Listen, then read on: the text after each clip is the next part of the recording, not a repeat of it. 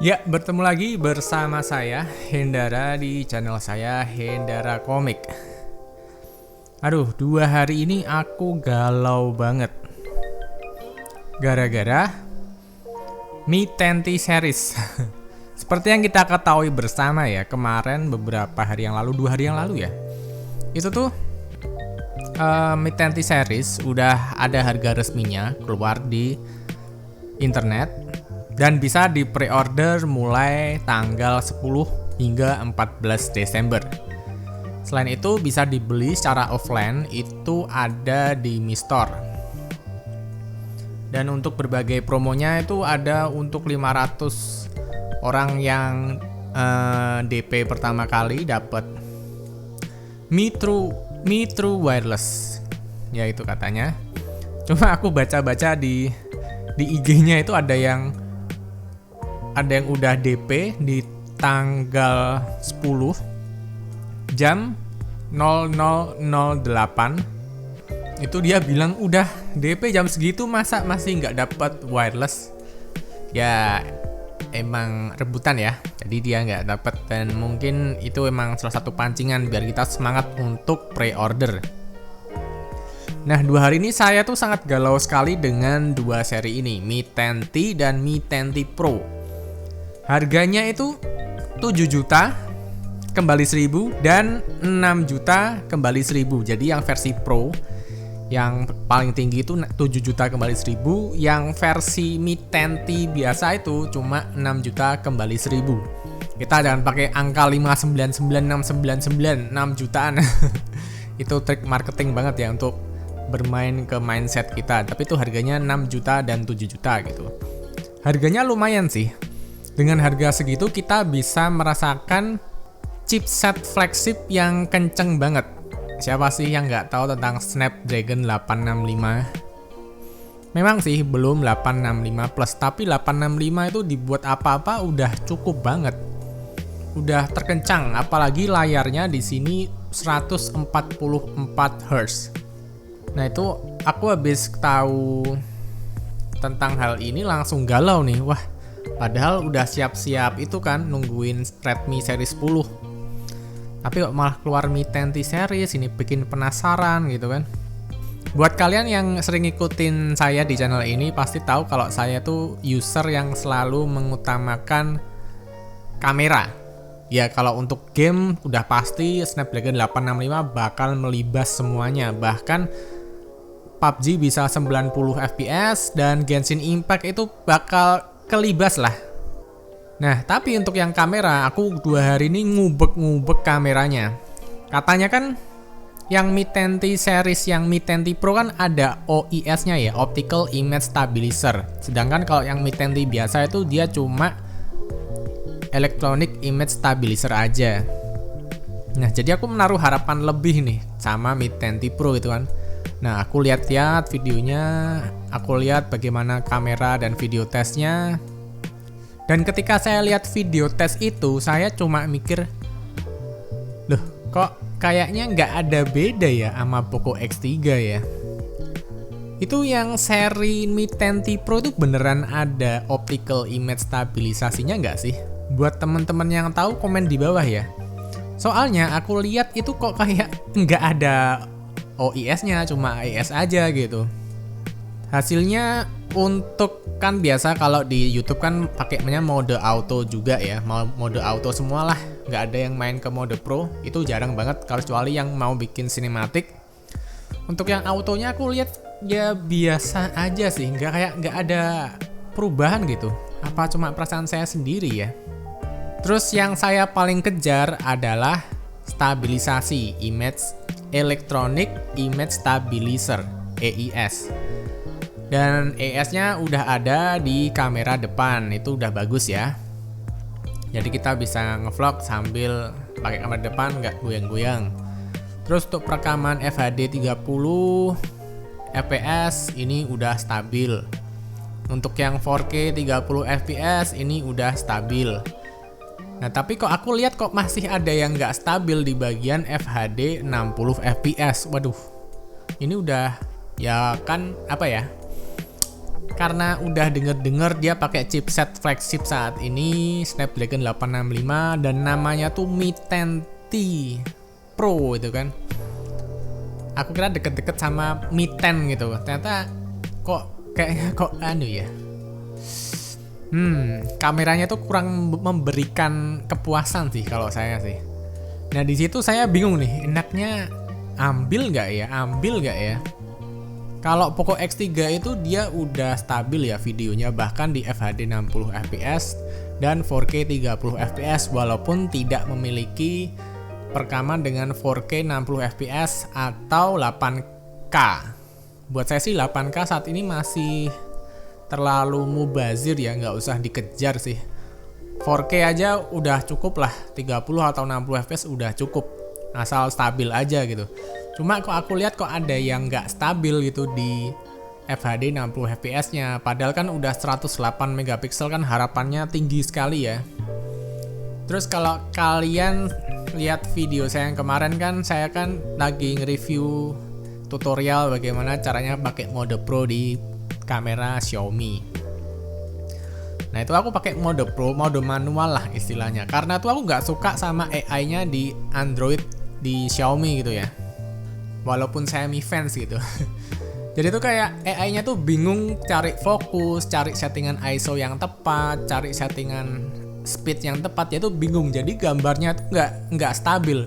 Kadang terang, kadang gelap, kadang terang, kadang gelap, terus kadang kedutan itu autofokusnya, nyari fokusnya itu. Dan itu aku lihat di review video tes di Mi 10T Pro dan Mi 10T itu masih kejadian juga itu, dan hasilnya videonya juga nggak tahu ya, aku kok merasa nggak ada perubahan yang signifikan dari Poco X3 ya. Kalau dari Redmi Note 9 Pro yang versi Indonesia sih emang ada ya, udah ada sampai ke 8K juga, udah ada stabilisasi juga sampai 4K. Walaupun FHD-nya yang 60 fps ada yang nggak ada stabilisasinya. Yang paling ketara cuma di kamera depan ada AIS-nya.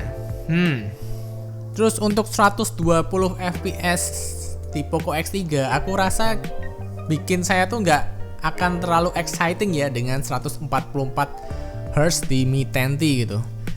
Jadi mulai kehilangan arah gitu. Ini ambil nggak ya?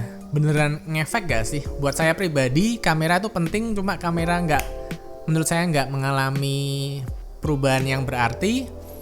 Terus juga performa gamenya pasti naik sih. Untuk yang doyan PUBG sama Genshin Impact pasti naik.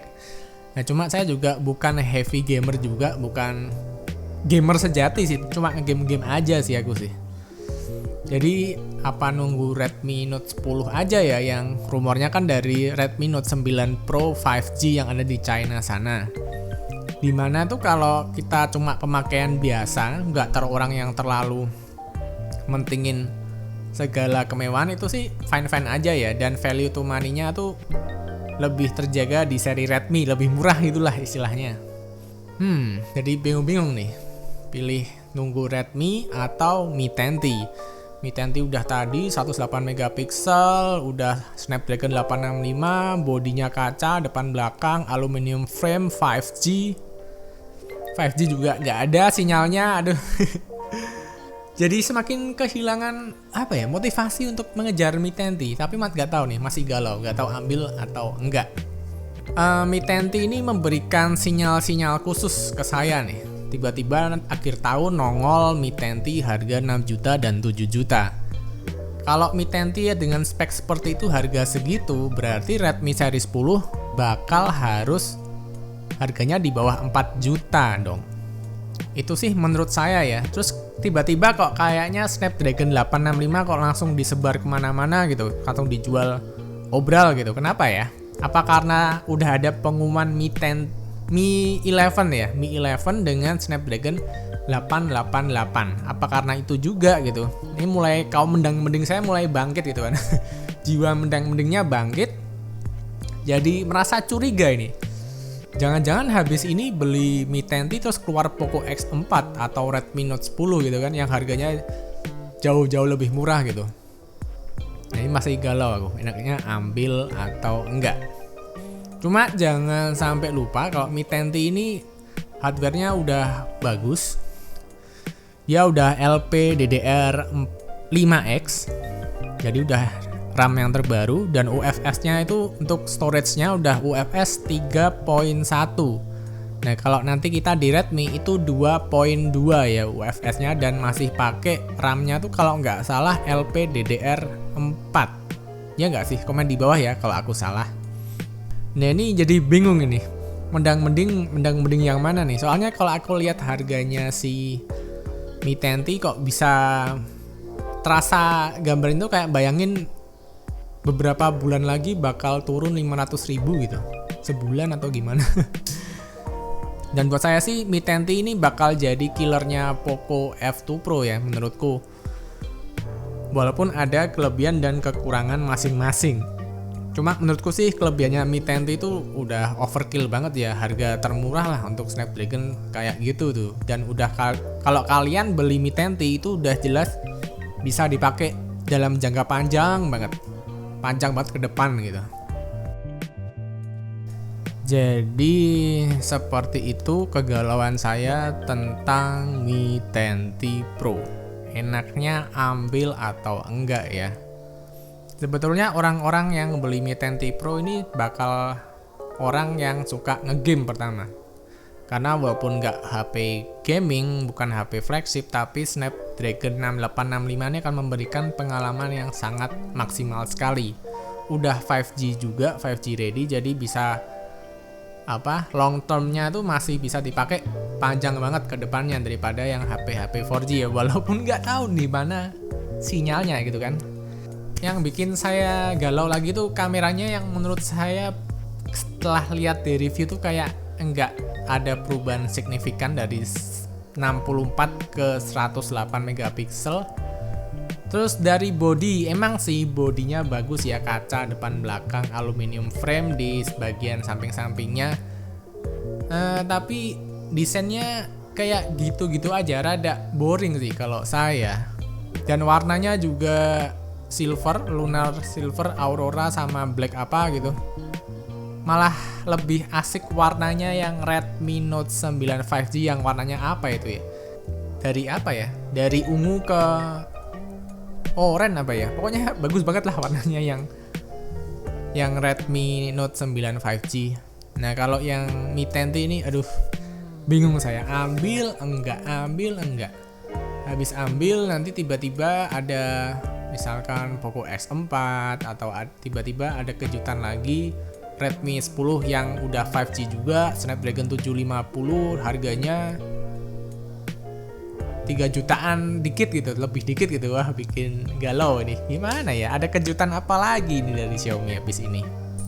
Terus juga sebetulnya Mi 10T ini udah rilis di Malaysia sekitar 2 bulanan yang lalu dan harganya juga sama seperti di Indonesia.